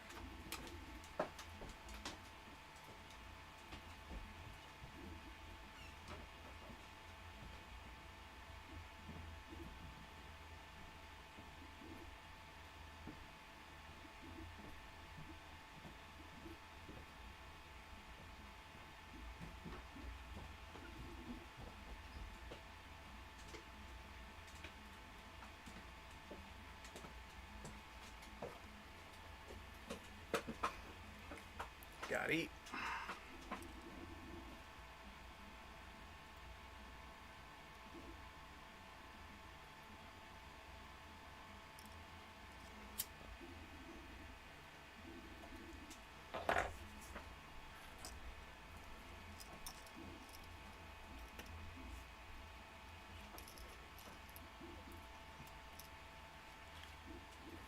Okay.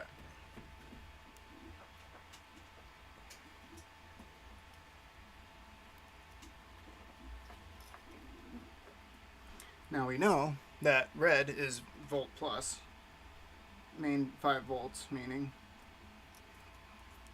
So now, since we have it soldered up here, make sure we're not shorting anything so we don't get an incorrect reading. But whichever one this pings for should be red.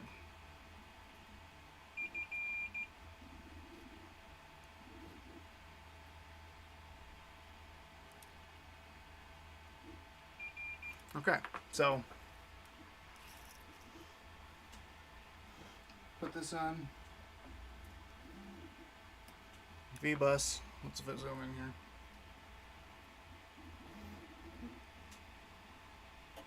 Oh crap. Oh no. What did I do?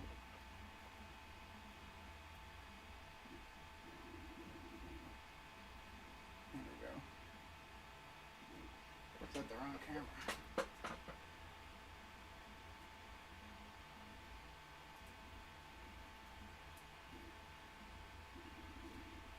I don't understand. Okay. Sorry guys, one sec. I think this is the one I want. Okay, whatever. You might have to take my word for it a little bit here. But it's this back corner one here. Okay? So, what we're going to do, we're going to flip this over. Keep track of which one that is. So, it's this one in the back corner. Take out our red wire here.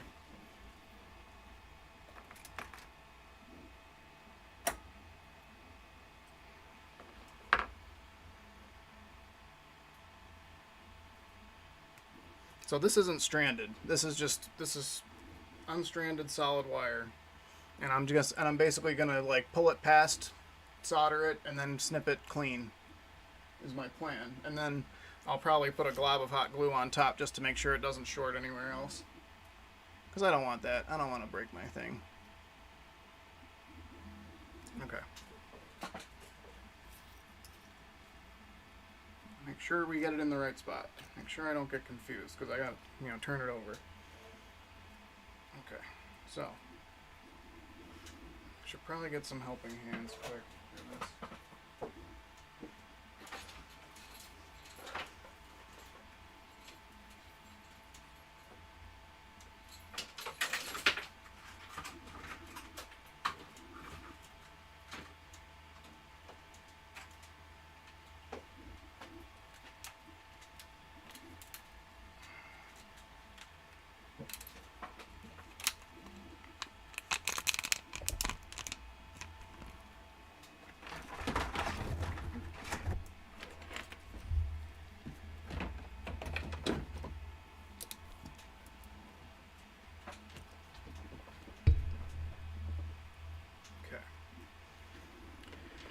I don't know how well you're going to be able to see this. I don't know. I don't want to work too hard to make you understand what I'm going to do. I'm going to just basically tin the tip of the wire so that it actually has some solder on it to manipulate.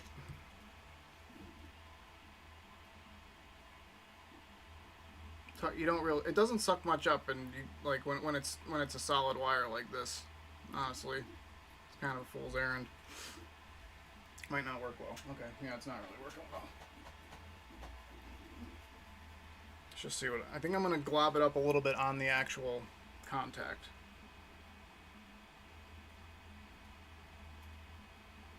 Obviously never do anything like this if it's plugged in. I'm gonna actually get some...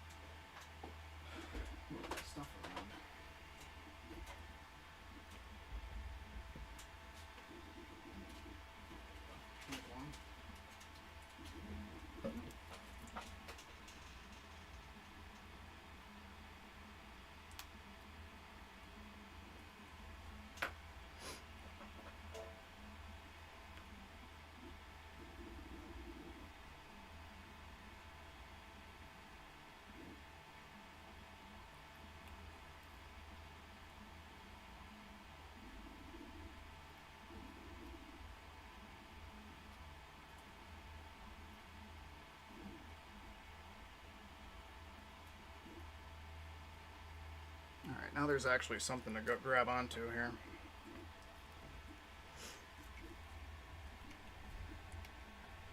I'm going to try to put it as, I'm going to try to solder it as close to the actual insulation as possible. There we go. Got it. Okay, cool. Now, snip it down. Is that the right one? Yes.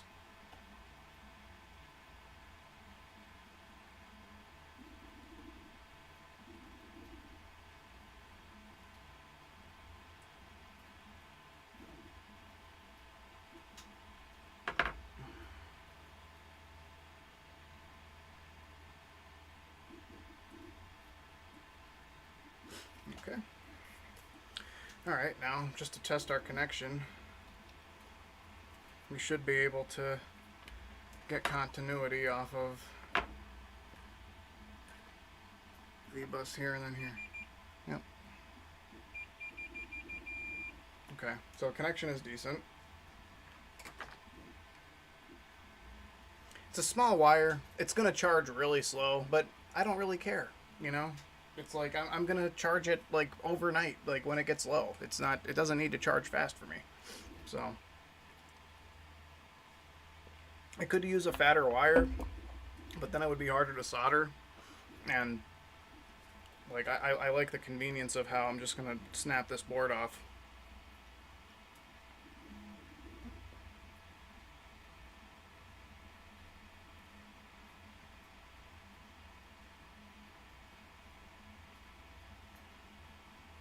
Alright, now we'll do black.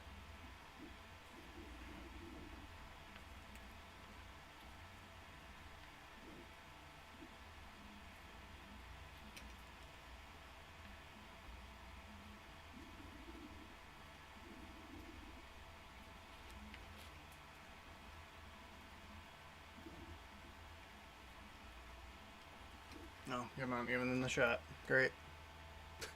It's not that exciting. I'm just matching wires and putting on a heat shrink.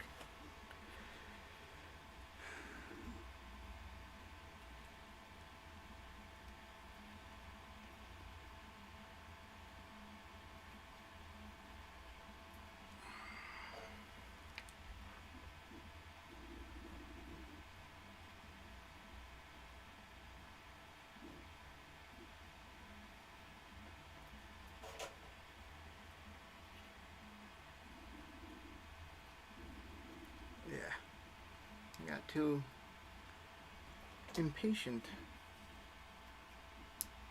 It's okay. I salvaged it.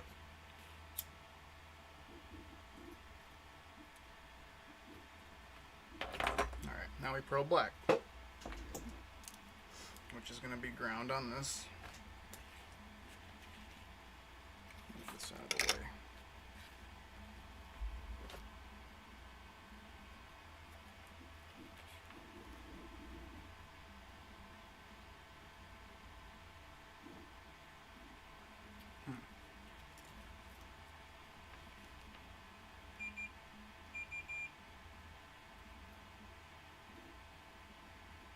This one. Okay, the other inner one. Okay, grab black wire.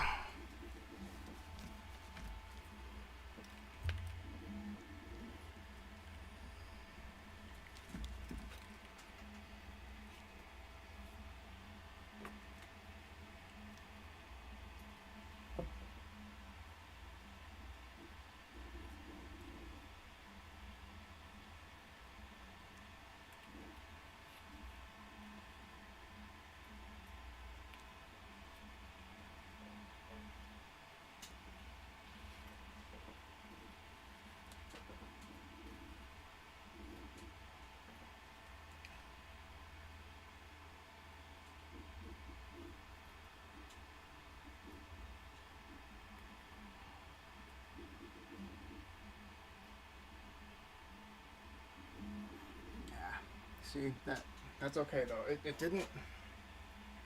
I didn't get the solder to stick super close to where the insulation is for the wire, but what I think I can do is maybe tighten it up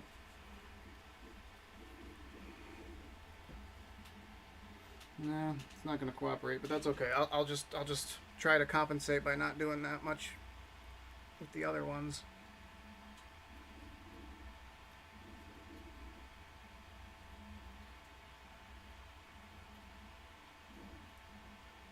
Okay. And we will definitely use hot glue to make sure it doesn't short. Okay, make sure that our connection is decent and isn't shorting right now.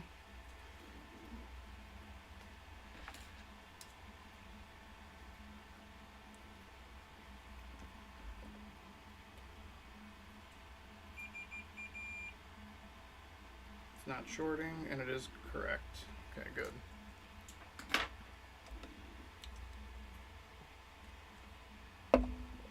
Okay, next.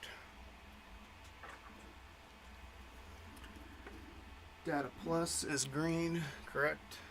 So not that it matters much here, but we already know the inner ones are taken.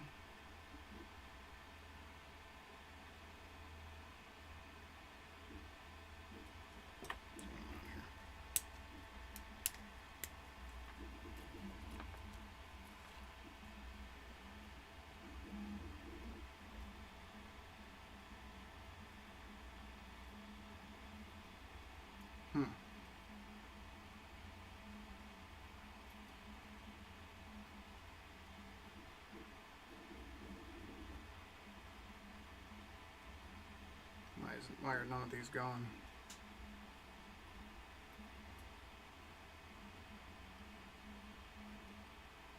Maybe they're dummies.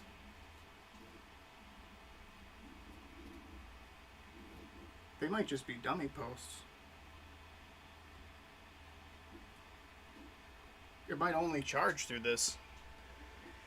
It may totally rely on wireless connectivity. It might not actually have a wired mode.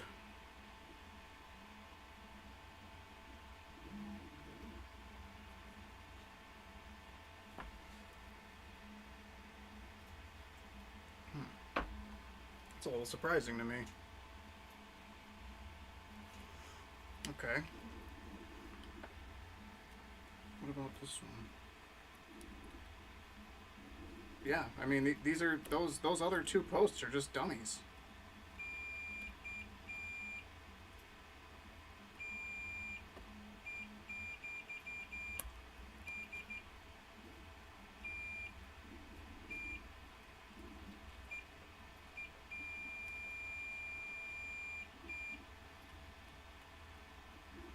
Wow. Okay. Well, simple as that. Okay. It's done.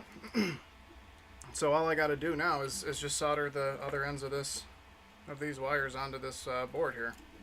And then the reason why they would do that, why they would put two dummy posts on there, is so that it just has more structural integrity. If you're wondering. It's the only reason I can imagine. So snip the board. Board snipped. I'll shorten these down a bit. Ah, shit. Make sure I don't pull these off. They're fragile.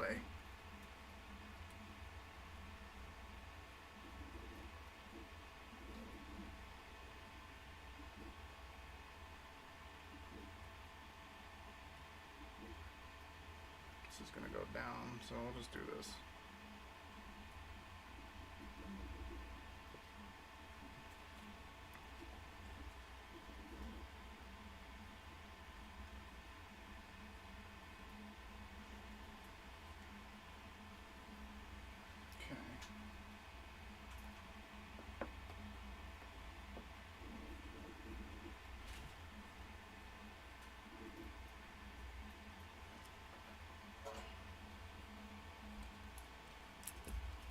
Probably finished wiring up this little reverse engineering wiring harness, honestly, after I finish this.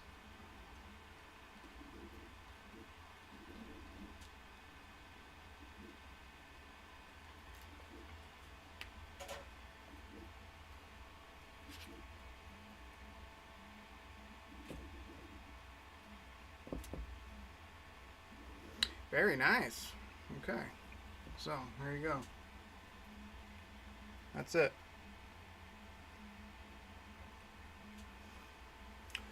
So actually, we're limited by the printer right now, as far as that needs to do its thing. Looks like it's coming out pretty nice. I'm not thrilled with the finish on this filament, but oh well. Okay. So, let's fully pull this apart. Here it is.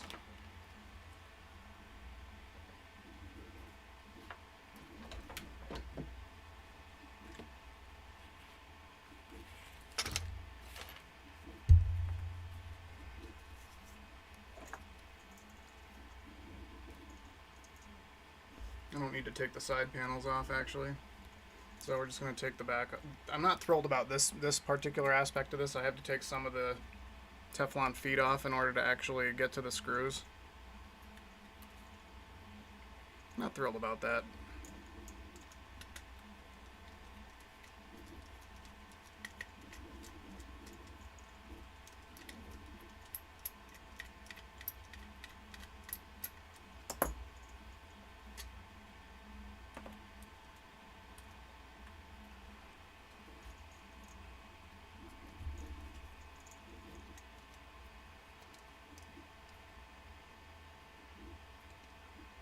Honestly, you know what I'm realizing? I don't even need to do this. I just need to make sure I orient this properly, and then I can plug it in at the top. So it normally went like this. Yeah, and those are the two inner ones. So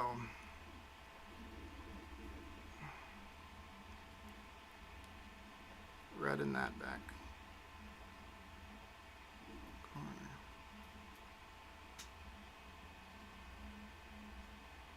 Can I do that? Yeah, I can't. I can't do it because of the way it is, the way it's oriented. Crud. Unless I just bridge the connection, but then that could be going into somewhere I don't want it to go. Okay, whatever. We'll just undo it. That's okay.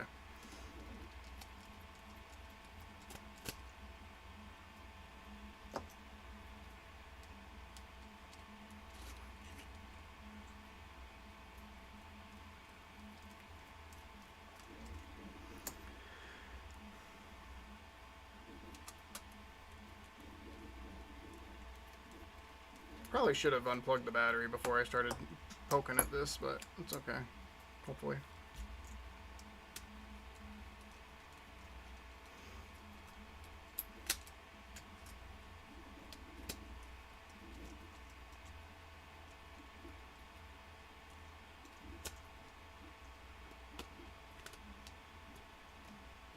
Come on.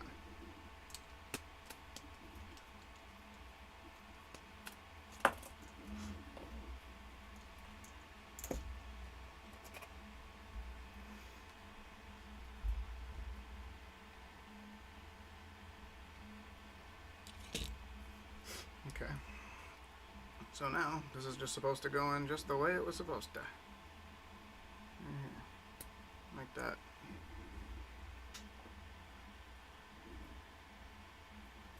Right.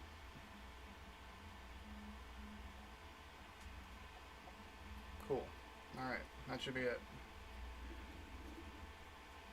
Make sure the wire doesn't get in the way of nothing.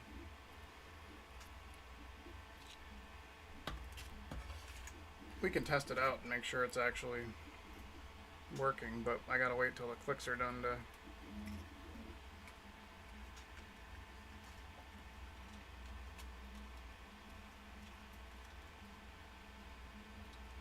Looks nice.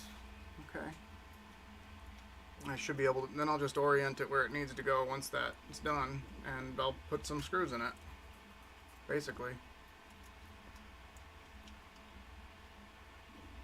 Hopefully it might get in the way. We'll see. I might have to redesign that click. I'm looking at this again. Crud. Yeah. Unless I just get really janky and chop it up a bit and then glue it in there, but I don't really want to do that. I should do it the right way. It's nice enough as it is right now. Oh, before I do that, I should definitely glue this. make doubly sure I'm not shorting anything, because I don't want to short this.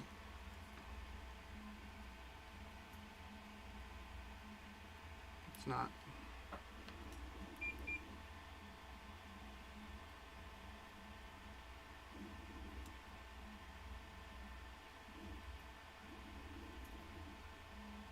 Oh, this just broke off. Crap. Like, why is it not working? Oh yeah, because you just broke the wire, you dingus.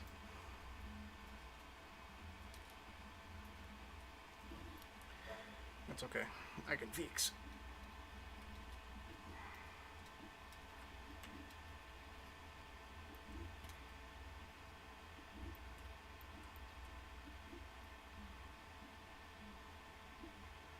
Nice.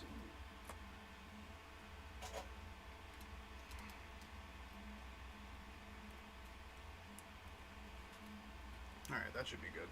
Let's get some hot glue on it to relieve some tension.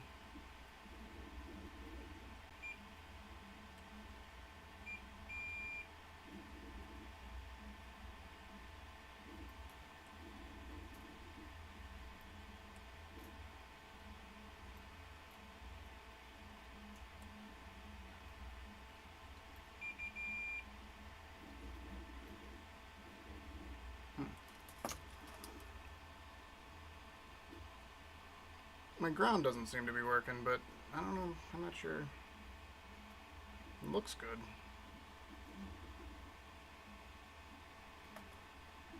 I think it's fine.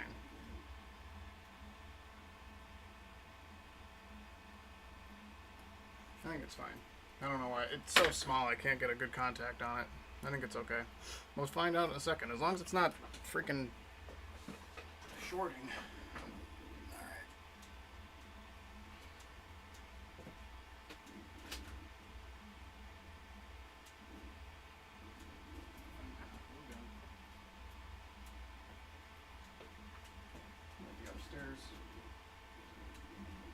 That's okay. Alright, we're gonna use UV stuff instead.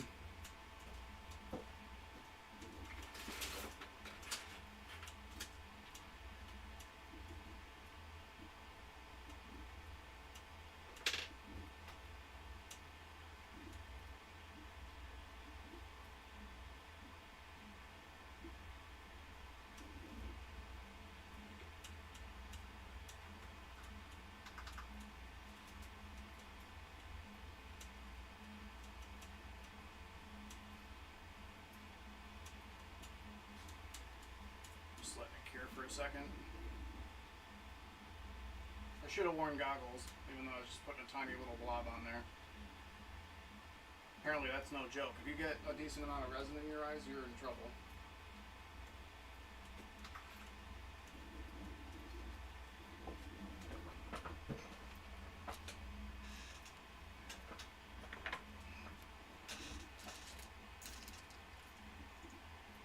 So I just put a little blob on there. We should be in good shape. Okay.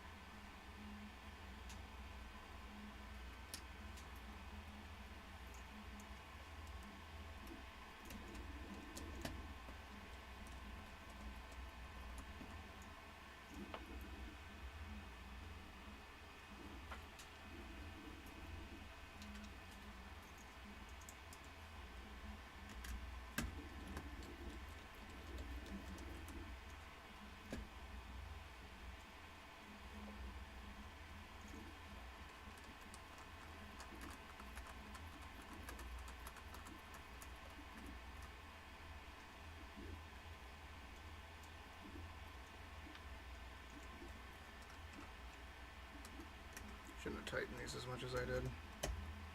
The tolerances on this aren't exactly perfect. So you kind of want to spread the slot between the screws.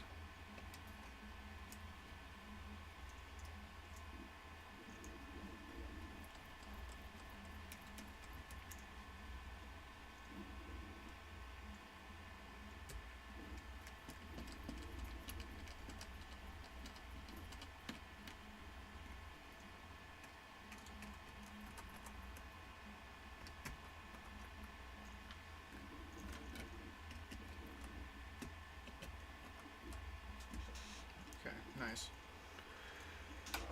Alright, this should work now. Yep. Looks correct. Moment of truth. Let's plug her in. I don't want to use my laptop just in case.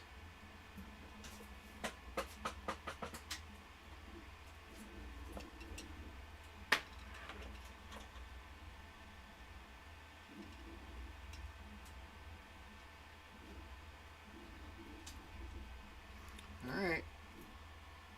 Eyes crossed.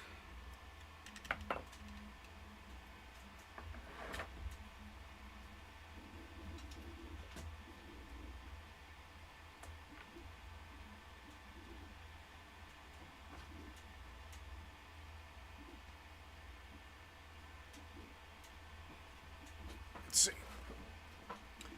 Are we charging?